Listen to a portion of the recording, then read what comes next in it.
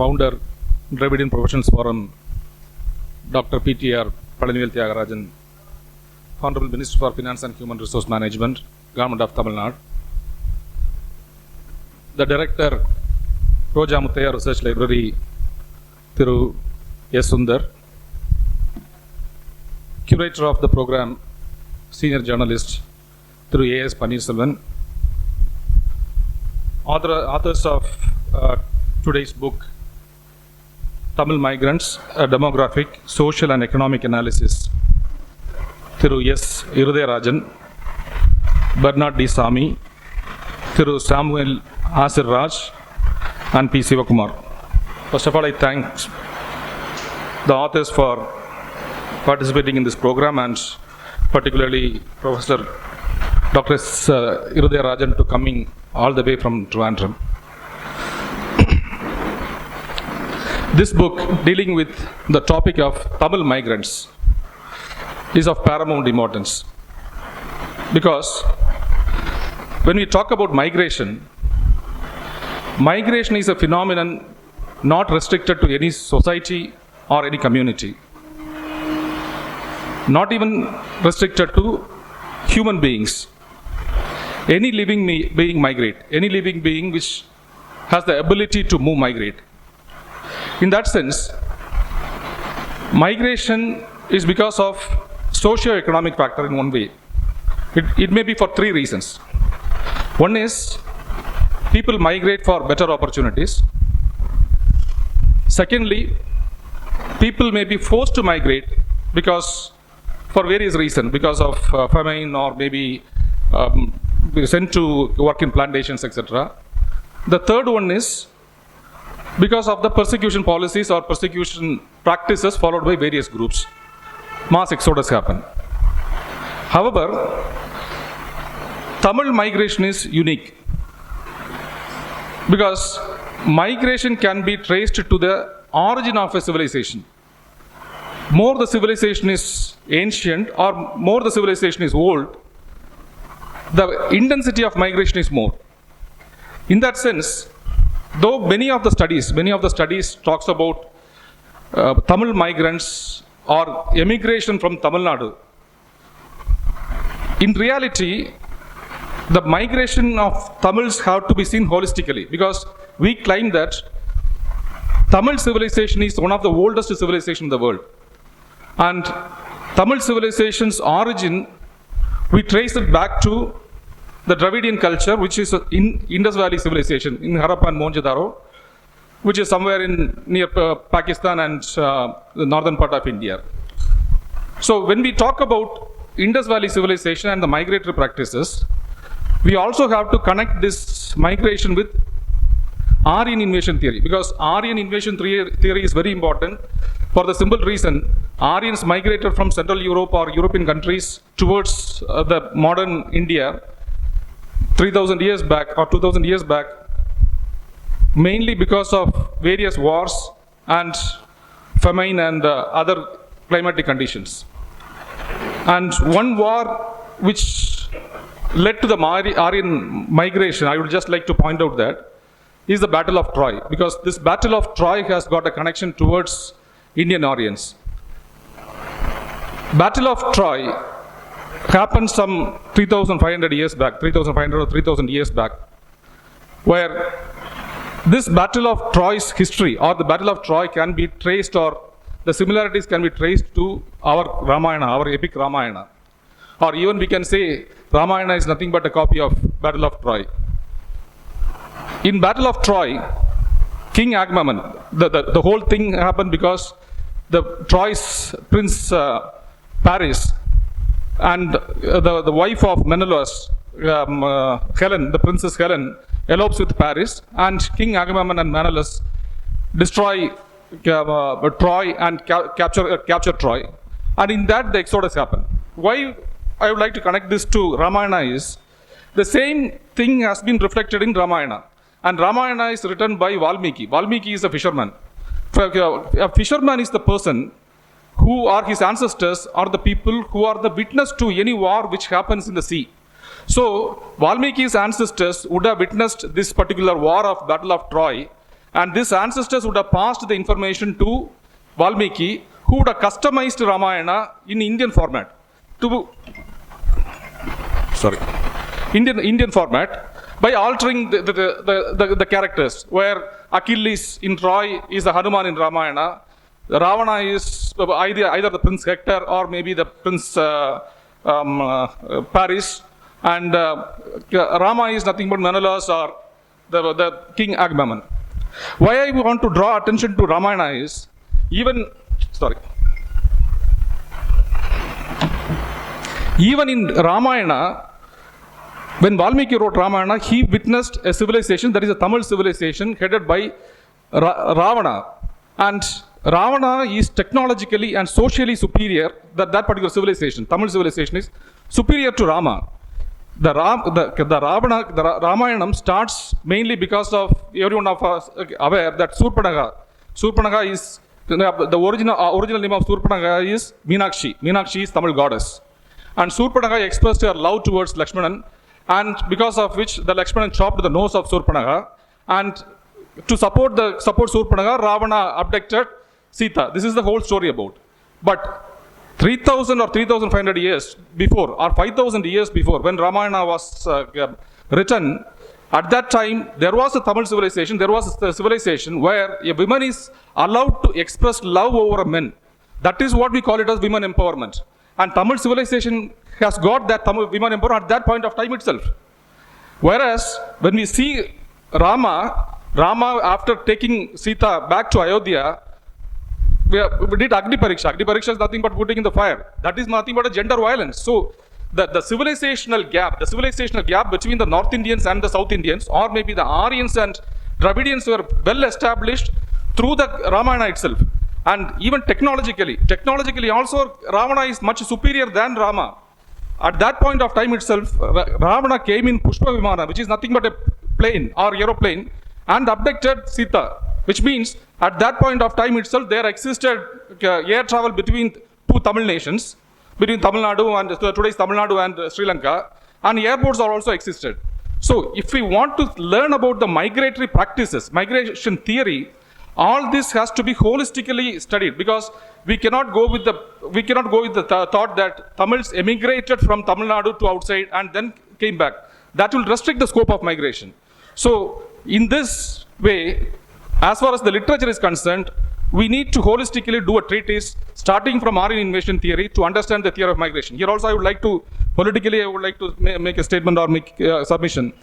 Some time back, the Union Civil Aviation Minister when Tamil MPs member of parliaments asked for more airports for Tamil Nadu, he said Tamil Nadu already has got four international airports, whereas many North Indian states does not have airports. So why we will not give it more? Of course, leaving aside the fact that Tamil diaspora is much stronger than any diaspora, which enables the air travel.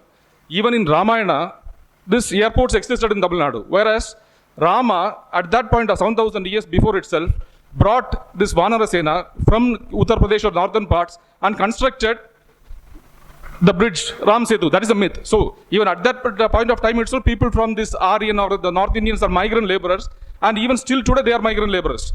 Whereas Tamil civilization is already advanced. So migration is also related to the advancement of the Tamil civilization, which needs to be taken care of.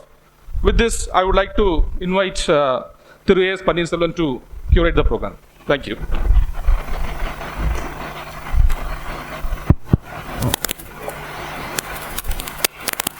Good evening, friends. Migration is a lived experience, and this lived experience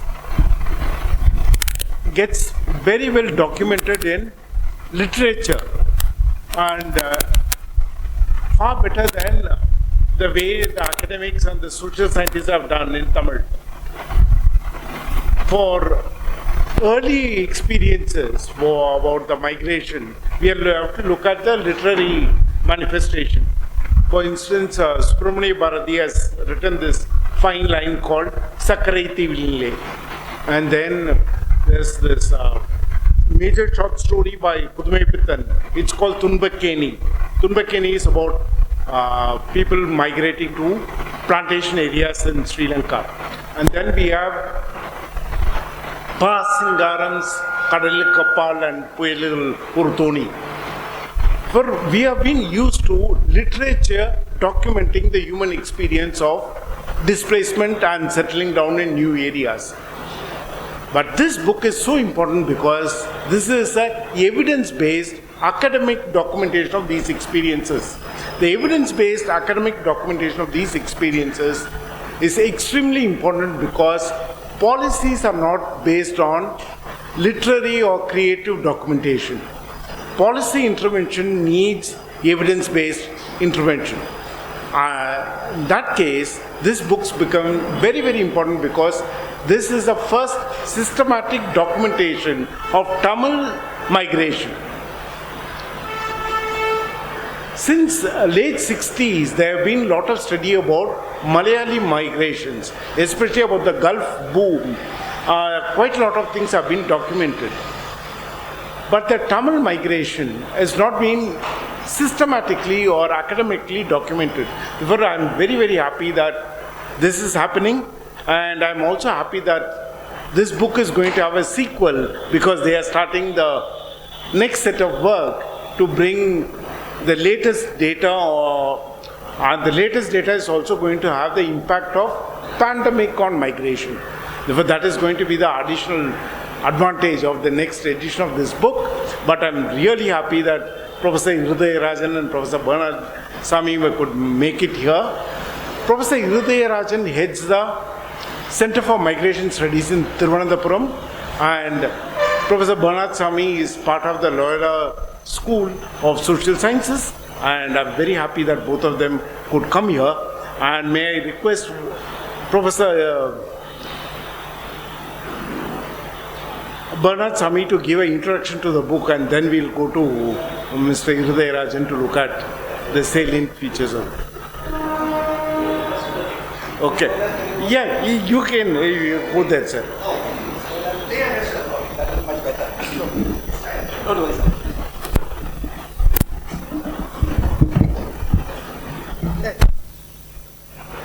Thank you. Thank you very much for the invitation, Mr. Panneerselvan. And you will hear more from Dr. Panneerselvan about some of the findings. But I just wanted to give you a background, what is called the dream of this study. You know, how it started off. I think that is something I'm going to spend some time on that.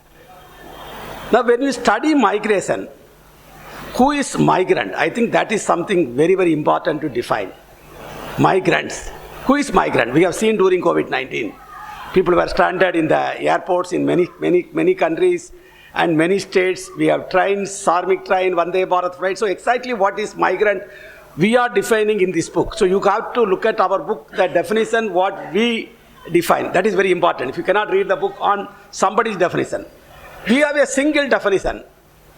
Somebody who is born in Tamil Nadu, living anywhere outside Tamil Nadu but within the country, we are calling them internal migrant.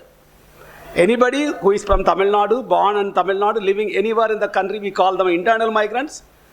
And anybody born in Tamil Nadu, living anywhere in the world outside India, we call them international migrant. I think this is the two definition we are using throughout the book. Throughout the book we are using this. Now, people can ask, is it the diaspora include, Tamil diaspora or Indian diaspora? No. It is not included because this study is based on a systematic sampling of 20,000 households in all districts of Kerala, all districts of Tamil Nadu.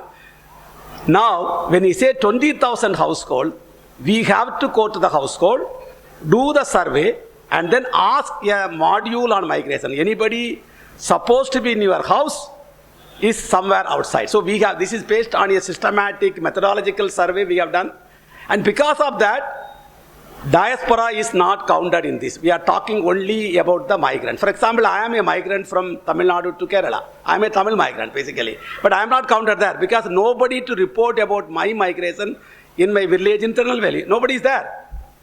So automatically, this survey will not capture me, somebody who has moved Tamil Nadu, living in Kerala. I'm in Kerala for 35 years, so I'm not now Tamil Nadu, but I can speak Tamil in my house. That's why you can look at the language thing. Similarly, if you talk about diasporas, for example, I was just looking at the history because you heard about the history.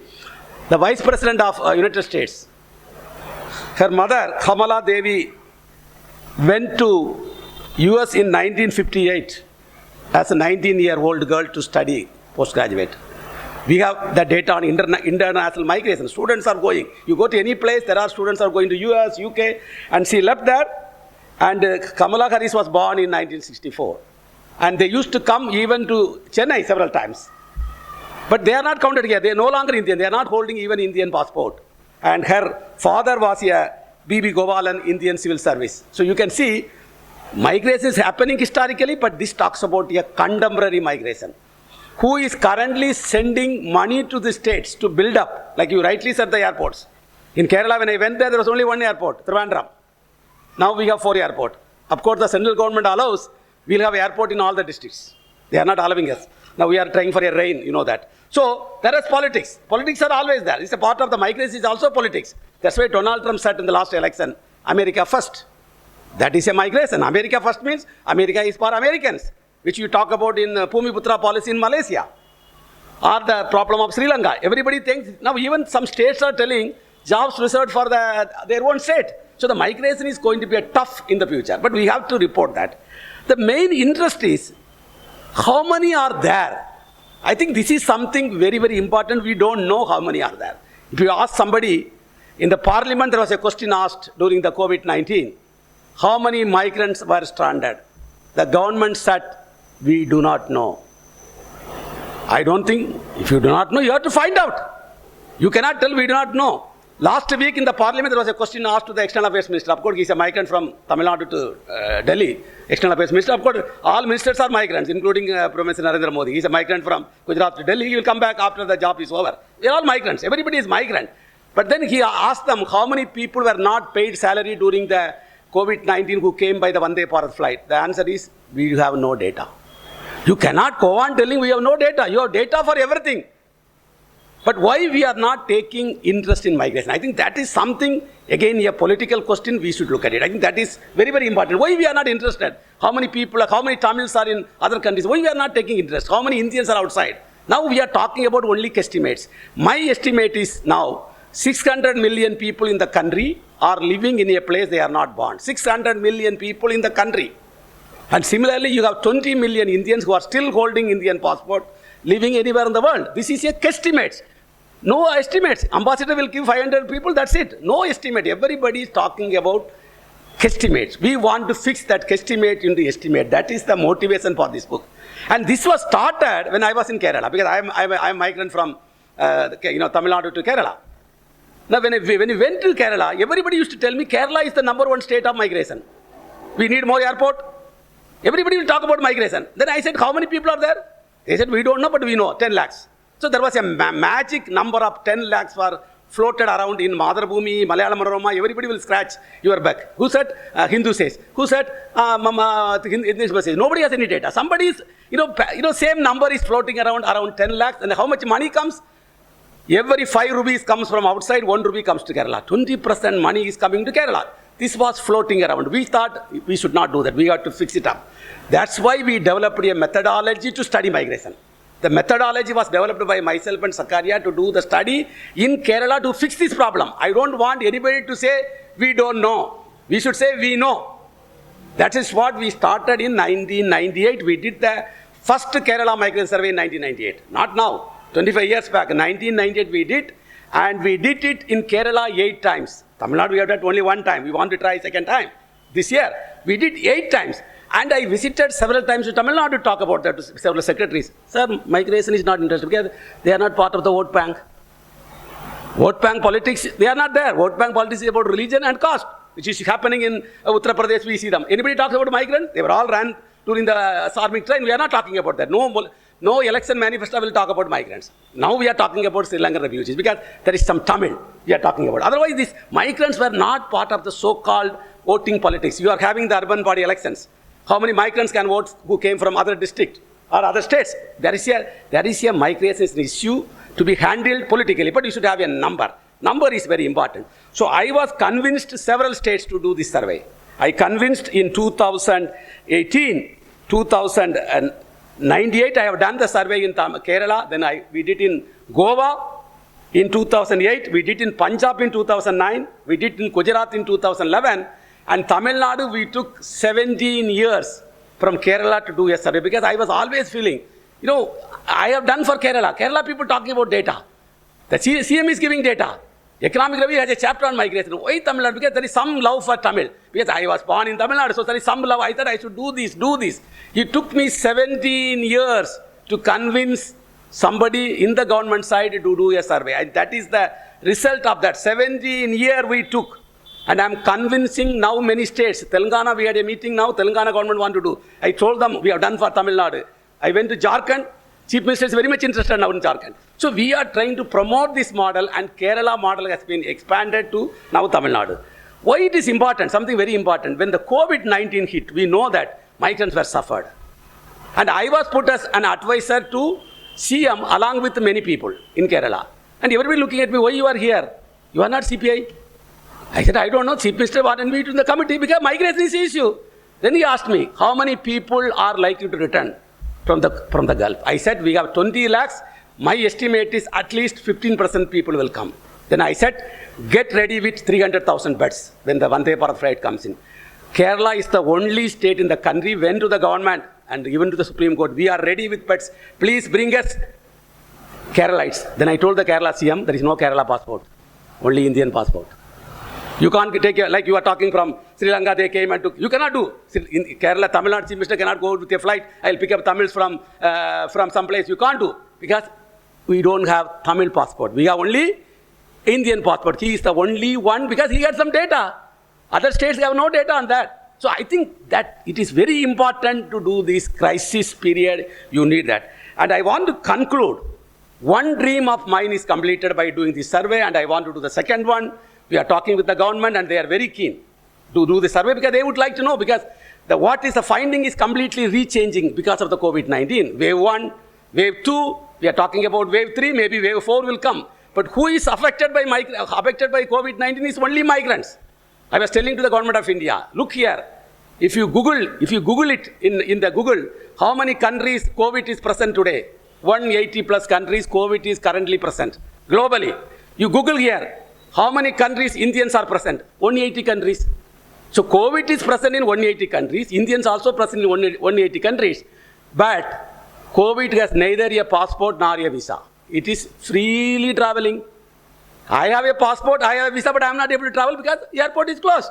So you are controlling, making people immobile in the name of COVID. That is also a politics. There is also politics in this, what is called the lockdown, triple lockdown. We have seen, I talked to somebody in my village in Tamil Nadu, they said, I have seen several cuffs. What are you talking about these cuffs? It's like, you take some chukku kapi, everything will be all right. But then we are being threatened. 3 is coming, 4 is on, it's like a movie. Trailer has come, the movie is going to come. It's like, I'm coming. Like that we are talking and making people to fear, and nobody moves. I think this is part of the global politics. My dream is within next 4 to 5 years, every state in this country should have a migration like this, a report. I think that is the dream, and I think Kerala, Tamil Nadu is going to start now. Kerala will be starting next year, 23, because it should be done every 5 years. Because 5 years like elections. 5-year migration will change. We did in 2015. 20 we were planning, then COVID came. 21, COVID. But COVID is doing this work. Very, very nicely it is coming, going, and people get dying. But why we are not doing? I think we should take it up, because there is a link between migration, mobility, and the crisis what we are talking today under the name of COVID. So we should do that. And I'm requesting Panneerselvan to give you some quick findings, major findings from this survey. And I also want to tell you, this is the first large-scale survey done in Tamil Nadu on migration. This is the first survey done in Tamil Nadu on migration.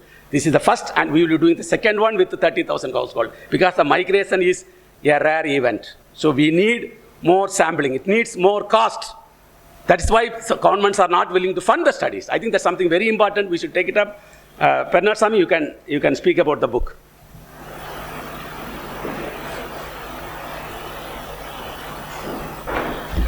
Thank you, Dr. Rajan.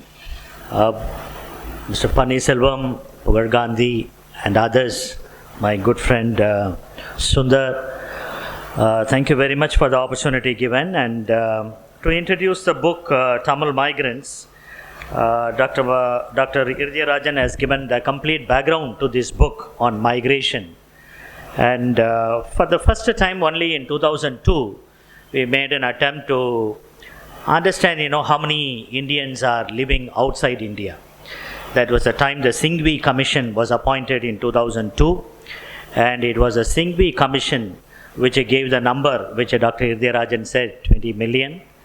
And he also said that there are 20 million Indians who are working with Indian passport.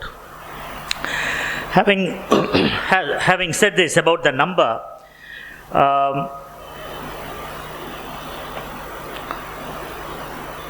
we conducted a study in 2014. This was a study the book is based on the study conducted in 2015. 2014 we had a pilot study, and based on that we wanted to go for the 2000 Tamil Nadu migration study. Dr. Irudaya Rajan mentioned to you about the KMS, Kerala Migration Survey. With the 8 rounds, they have an exact number of how many are out of Kerala. They have a well-established structure, NORCA, Non-Keralite Affairs. Now the Chief Minister is heading that. And every time one minister will be fully in charge for that. Now the Chief Minister is heading that. We were looking at the data, and Dr. Rajan was looking at the data very, very keenly. And in Kerala, they have an exact number. If you ask them where people are going from Kerala, they will tell you Malappuram district. And which district? Malappuram. Which taluk? Tirur taluk. Like that, they have an exact number. In Tamil Nadu, we don't have any number till 2015. The study was conducted about the Tamil immigrants. And that was one of the motivating factors for us to go for this study. And we were looking at the ECR, immigration clearance required. For those going for work, they need this ECR clearance from the protector of immigrants. And we were looking at the number of ECR given in India in 2006 and 2007, and in 2014 and 15, the number of ECR clearance given is more than what was going from Kerala. In that way, we were sending more workers from Tamil Nadu than Kerala, and that was, on 2 occasions, we found that the immigration clearance, going beyond the number of Kerala, and we said that this phenomenon has to be studied. That is how, we went in for this. And that is the context, and we have a chapter on the demography of Tamil Nadu. Dr. Rajan is a demographer, and he has completely captured the demography. 72 million now with the 2011 census, and they have given the population pyramid as well as how the population is moving. Tamil Nadu is going to touch 76 or 77 million. That is going to be the highest, and with that we are going to decline. And that has been very well captured by Dr. Irudaya Rajan in the demography of Tamil Nadu. And then we have given a chapter on immigration from Tamil Nadu, a historical view. And this is one chapter that was interesting to me because of myself being a trained historian. And to 56 countries, Tamils were exported.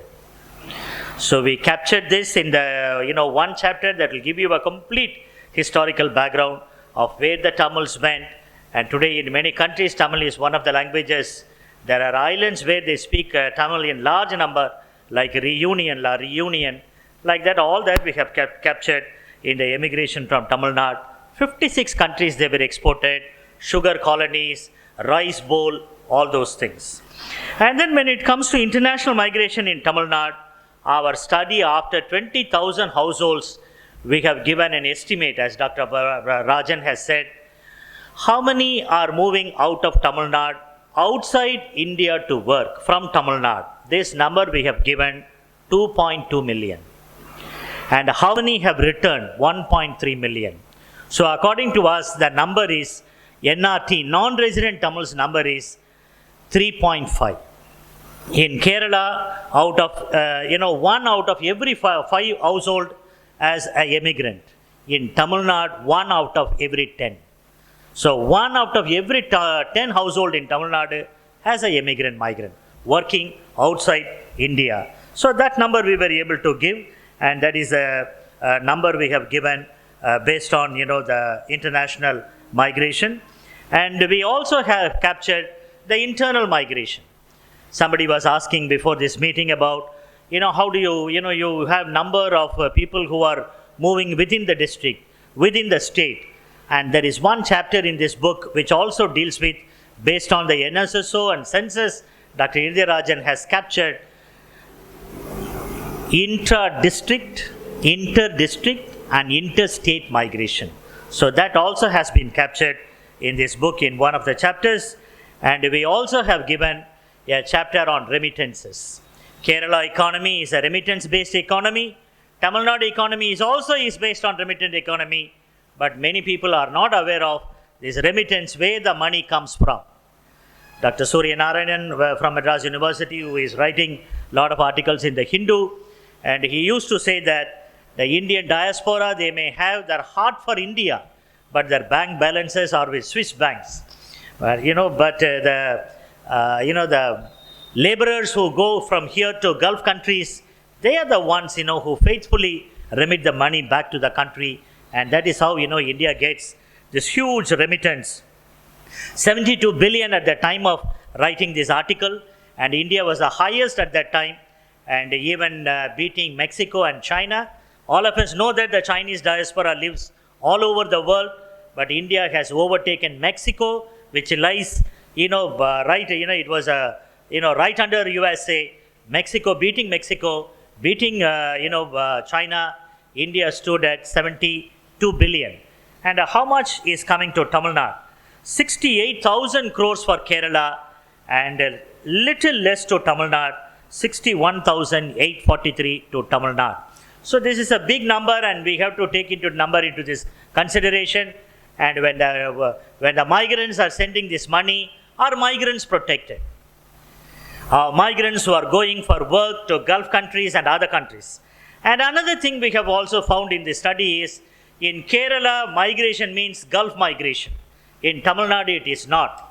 People going in large number to Southeast Asia. Singapore comes. Our study shows that 4.1 lakh to Singapore, and 4 lakh to UAE, and 3.5 to Gulf countries. Nearly 1 million Tamils are living in Gulf countries, and 4.1 lakhs, of migrants in Singapore.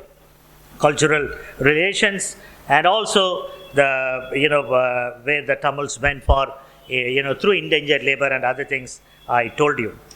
And migration and employment is another chapter where there is one chapter on causes, cost and financing of migration.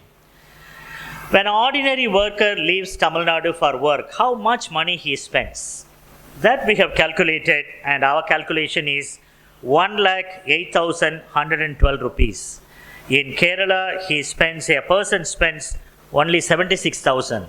Nearly more than 30,000 from, a person from Tamil Nadu is spending.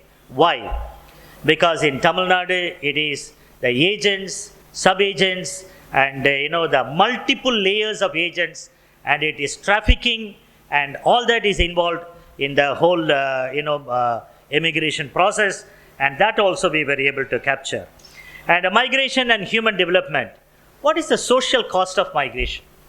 We also wanted to look at, migration bring in remittance. And with the remittance, are people doing very well? Yes, people are doing well. Families are doing well. And Professor Rajan also conducted a separate study with the women and with the elderly. The impact of migration on women and on elderly. And the women, they say that we do get money. We are able to repay our debts. And we are buy a house. We are able to buy gold. But when we ask them, the difficulties, they say that high level insecurity and double shift, a double day, double work. We have to take the work of the husband and then we have to do it. And when a person falls sick in the house, they say that that's a great worry for us. Either we are living with our in-laws or we live separately. In both cases, our existence is a major challenge. So these are the things our women are telling.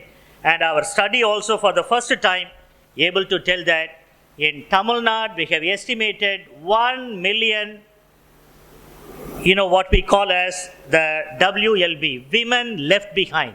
In Kerala they call them as Gulf wives. People go to Gulf and their wives are here. And we call them as wives left behind. 1 million. In no policy circle this number has been taken, or even this reality, this situation, is taken and discussed. 1 million. Ramanathapuram, Sivaganga, Perambalur has the highest number of women left behind. Husband is outside, and this is the reason why I want you to look at the International Convention on the Migration. The International Convention on the Migration of 1990, it is titled as, it is an international convention on migrants to protect the rights of migrants and their families. Because the migrant is in the destination state and the family is in the source state, and both needs protection. The state protection is needed for both of them. And the women left behind is 1 million. That is one chapter that we have given. And also we have given, Tamil Nadu government is out with the policy on elderly. By end of this month, they have asked us to give our feedback, and this book has a chapter on elderly. People, elders, they would like to live with their son, at the evenings of their life. But they are all outside outside India, and in that way, Dr. Rajan brings in the impact of migration on the elderly in this book. And then he makes a comparison between the Kerala Migration Survey and the Tamil Nadu Migration Survey. In 2020, we were about to do a migration, but because of the pandemic, it is stopped. This study was funded by the Department of Rehabilitation, NRT, Non-Resident Tamils, through the Planning Commission. And with that only, with our money, we were able to conduct this study. We have asked for another one, 2020, because after 2020, we wanted to confirm and reconfirm the data. And also Dr. Rajan has a methodological tool called panel. What is panel? You revisit 10% of the houses you visited during the first time, so that we will come to know, what is happening. Is migration static or dynamic? Migration is dynamic. The corridors of migration are changing. Migration is a continuum. Right? People go, after 3 years they come, again they go. The cycle continues for 20 to 30 years. And the latest trend, both of us wrote an article, and it is coming in the Rutledge from Tamil Nadu during the pandemic period, before pandemic and after pandemic. What we see in Tamil Nadu, the laborers are going for what they call shutdown work. Tamil Nadu workers are not going for 3 years and 5 years like the earlier times. Now they go for 3 to 6 months and then they come back. And the vulnerability that goes with the shutdown work, we have captured in our article that is going to come very shortly in the yearbook, migration yearbook, which both of us have written. Finally, our recommendations, we said that like Kerala, Tamil Nadu should have NRT. Yeah, they have established the non-resident Tamils, and this budget session, the government has made it as a Varyam, as a welfare board, and now they are yet to nominate members for that. Then only we will have a Varyam. But more than a Varyam, more than a welfare board, like Kerala, we need a ministry. Have you seen the newspapers yesterday, day before yesterday? Pinarayi, the Chief Minister of Kerala, is in Gulf countries. And the Gulf countries, the minister, he speaks to them in Malayalam and he thanks them in Arabic. Most of the newspapers, carried this news. Gulf minister thanking him in Malayalam, and he thanks them, in Arabic. Right? So, Hindi is a spoken language in the street corners of Trivandrum and Kochi, but Malayalam is heard, most people, in the street corners of Dubai and Abu Dhabi, it is Malayalam and Tamil, not Arabic. So, this is how, the migration is changing, and lot of awareness in Kerala about migration. Very little awareness in Tamil Nadu about migration. There are films and there are FM channels, at least half a dozen FM channels in Kerala. They speak to the ones who are working in Gulf. Abu Dhabi, Bahrain, and all the places. But in Tamil Nadu, we are not aware of our own migrant workers. And in Kerala, every year in the election in the last 20 years, at least 6 to 10 of the returnees are elected to the assembly. So in the assembly, they raise the questions whenever something happens to migrant workers in the Gulf countries. The chief minister, to whichever party they belong, they don't forget to visit their men in Gulf every year. The chief minister of Kerala goes every year to Gulf countries to meet their men. How many times our chief ministers have gone? The number is almost the same. So this is the question. These are the questions we are also raising. And this is how, the book has 17 chapters. And today it is available for sale by the Orient Black Swan for 800 rupees. And this is 1,095. That is the rate of the book. So those of you who are interested, you can buy. But meanwhile, we can continue the discussion. Over to Dr. Panneerselvan.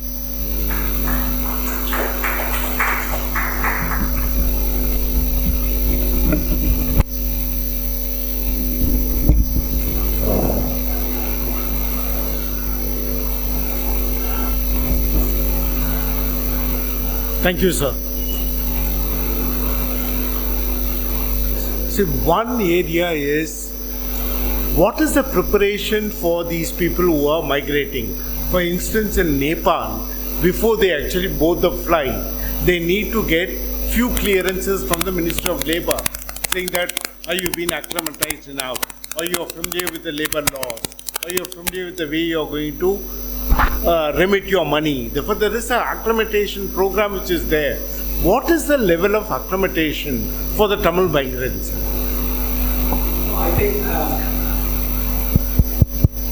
I think you have made a very important point. We call them pre-departure orientation program. It is run in Kerala by the government itself.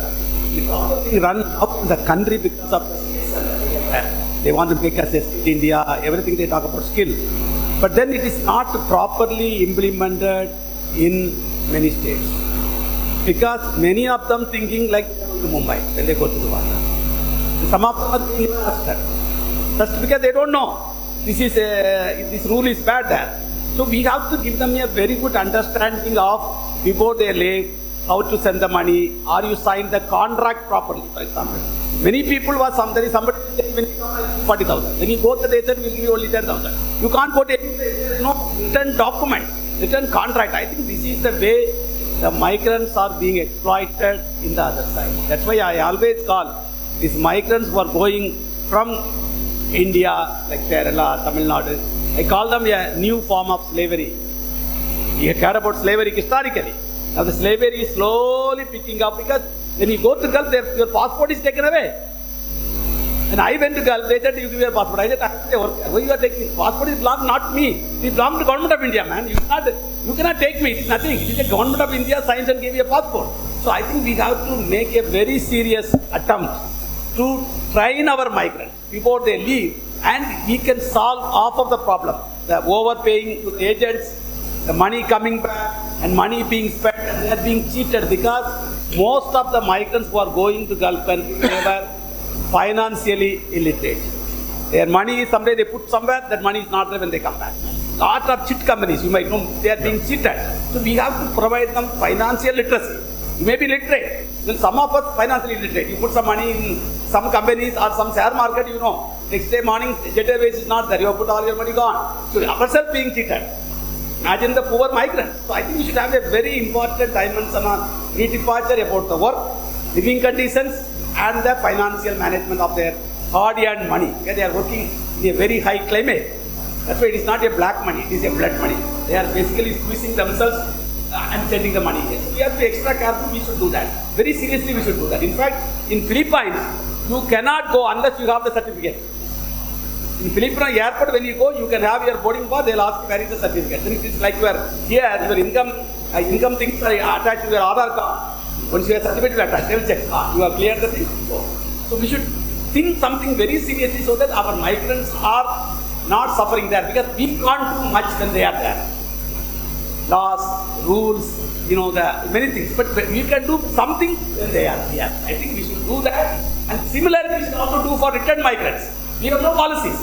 Because many of them go to Gulf, they have to come back. You go to America, you can stay there. Green card, white card, some card. Like in Europe, blue cards. But if you go to Gulf, they will send you even the dead body. So you have to come back. This coming back also should be part of the migration policy. And the state should do. Sir, how much of airport level screening is happening? Because, for instance, the domestic work and this domestic workforce is nearly 90% women. If you're looking at through a gender lens, the domestic work is full of women. And what is the role of the airports in this entire immigration? They say that the airports are not actually effective because there is a policy, but that policy is not getting implemented. And people are actually moving with even tourist visa or visa on arrival. Can't they make out somebody is going for employment or going for as a tourist? You see, this can be done very easily, but I think we are not doing that. Anybody who want to go to outside, they will check if you have a visa or not, then they will give you that, go inside. So for the workers, we can look at their contract. We are not, it's a facility. That's why you should have even a separate queue for workers. You go to Philippines, there is a separate queue for migrants. Suppose you are going for a job to UK, you are also standing in the same queue like a worker. Because you are thinking that you are going coming for yesterday, but these people are going. So you should have a separate queue. They have a separate queue for return migrants. Because they come with a lot of luggages. You are coming to UK, you have to stand them. So there should be like separate people going to Dubai. Then you can do lot of things. We can do small things to make them good. But we are not doing that. That's why I said at the beginning, in our policy framework, in our thinking, migrants does not exist. That is what happened in the lockdown. We never imagined lockdown announcing at 8 o'clock and telling at 1 o'clock everything will be easy. Within 4 hours, they have not realized 600 million people are living in a place they are not born and 200 million people are workers. Actually, they are workers, coming by going, domestic workers working in 3-4 houses. So they did not visualize it because they were advised by the medical doctors. Because the medical doctor will advise if you have a fever, isolate it. Every hospital will have isolated rooms. But they isolated the whole country. The isolation. Because they could not understand the impact on migration in the policy making. There is nobody to advise them on migration. That's why when I was part of the Kerala, we used to advise them.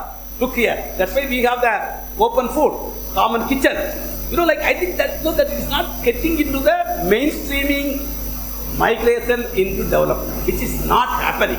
Though there are migrants.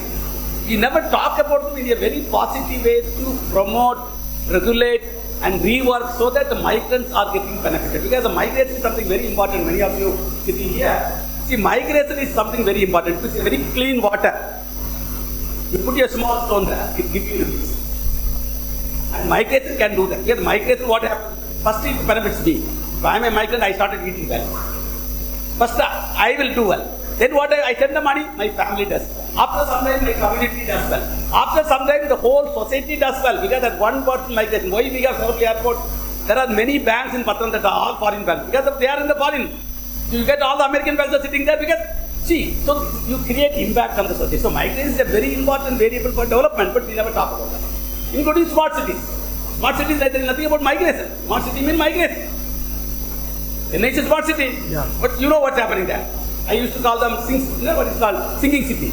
Yeah. Not the smart city anyway. So many cities are like that. Because the water level, slums, because we are not able to organize the city. Because 50 to 60% of the people in Chennai are migrants. Either long-term migrants from other districts of Tamil Nadu or other states. There used to be a train in 1956 onward, there is a train coming from Trivandrum to Chennai. That indicates a lot of people from Kerala is coming to Chennai. No other, Trivandrum, Chennai. There is not Trivandrum to Madurai. Like Trivandrum to Chennai, Trivandrum to Mumbai, Trivandrum to Delhi, Trivandrum to Bangalore. These are the places the Malayals are going. There is no train to Trivandrum to Calcutta. Though they were all talking about CPM ruling in the 1960s, there was no train. Now train is coming from the other side.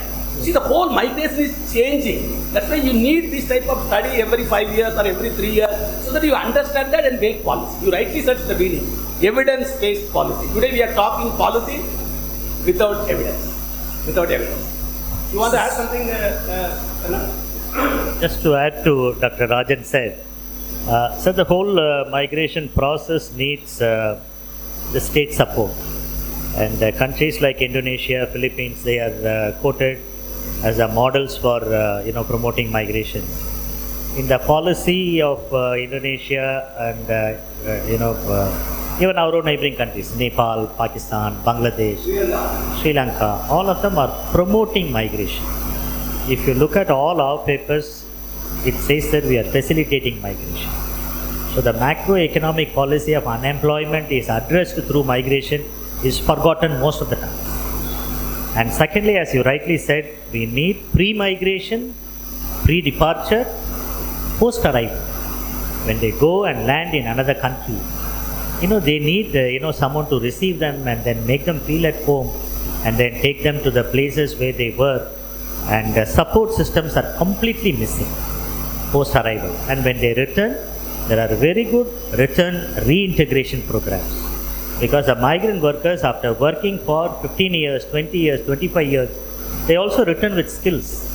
Some of the skills may be useful, some of the skills may not be useful. De-skilling and reskilling are the ones which the Philippines, Indonesia and others are speaking. And we have absolutely nothing about the reintegration. This is the reason why here the migration is a continuum. They keep moving from one country to another country. Even if the experience is very bad, they keep moving because they need the money for the families. Otherwise, the families cannot survive.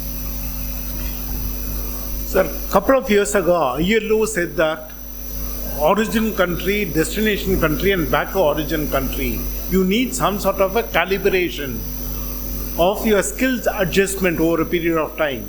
And he says that skill adjustment part can be borne by the state because state is a net gainer through remittance. And it had actually come up with the balance of payment for various countries which had this huge migration. Are we respecting the financial cushion what we get through our balance of payment? And are we reinvesting enough? Is there a sense of gratitude by the Indian state for the huge remittance what we get? No, I think I know, of course, this is a little bit political, but if you look at it politically, like we were talking about Kerala Chief Minister going to US, to Gulf. When our Prime Minister took over a few years back, he did not go to Gulf. He first went to US, then went to Canada, then went to Australia, then went to UK. Please remember that we want to take money from the diaspora because they know these poor migrants, because his family is left behind. See, the husband is there, he will, his wife, children are there, so he will send money. So we are not, that labor is not being really addressed in the policy making. There are poor migrants. See, we are not talking about poor, we are talking about these migrants are staying there. That's why when all that thing, they are not migrants, they are diaspora. And they fund even elections in India. Of course, all political parties get money from diaspora. Like our party, many parties are getting money. So I think we are always pushing diaspora for our migrants. Our own backyard. We never discuss about them because that is why in India even today, after the COVID, $83 billion came last year. $83 billion came. The money is coming down less, we will worry. We are not worried about migrants, we are worried about money coming less. So the migrants are not being cared for. In many policy programs, many things in the government, but what can Tamil Nadu government can think of something special like Kerala. Because you don't have a Tamil passport. But Tamil Nadu government, they are going from Tamil Nadu. You can organize through your NRT now, have a program, return migration rehabilitation. We are talking in Kerala about return migrant pensions. I don't think nobody talking about that. Return migrant pension, you can join in the welfare fund board. While you are there, you can pay some money. Government will put some money like a provident fund. When you reach 55, you can get pension. Which we are now that already Tamil Nadu want to look at that. See, you should think of an innovative idea so that they feel they are part of that. Like we were talking. There are 6 MLAs in the assembly in Tamil Nadu who are return migrants. You go to Gulf and come back, you can contest election. Am I right? Now, how many MLAs in Tamil Nadu are return migrants? We don't know. I used to have a meeting with these 6 MLAs because they may talk different parties. The migration will be different parties. Return migrants will be there. Akhilesh Yadav is a return migrant. Akhilesh Yadav is a return migrant. Mahatma Gandhi is a return migrant. Am I right? Return migrant. So return migrant, don't underestimate them. He came. He would not have gone to South Africa. I don't know what would have happened to India. We have no idea. But he He learned lesson from there, he came back. So Mahatma Gandhi is a return migrant. So return migration is very important. We can use return migrant to build a place. Because many of our children are going to study abroad. When they come back, they will join elections. MA. So people are, I think it's very, very important. People are trained abroad. Very good. But return migrants should be encouraged. We should encourage. They come back, Kerala government is organizing loan for them. If they take 5 lakh loan, 1 lakh loan, 1 lakh is free by the government. We should encourage them because otherwise they will become poor. You rightly said we are talking. You spend money and go back and come back, you are back to square one. Maybe you have a house, but you may not be eating anything, there is nothing to eat. Like that. So I think we should look at that very carefully.